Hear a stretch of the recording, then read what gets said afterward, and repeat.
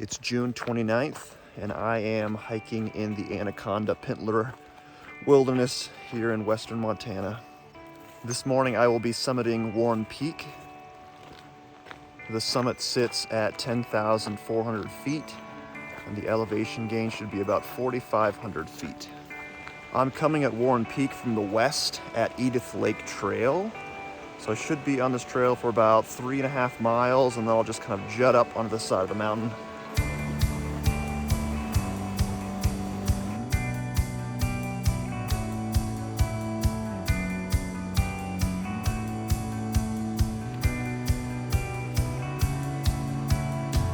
The only problem about going through these burn sections is that there's zero shade. So the UV exposure is really high. Kind of warms things up a lot.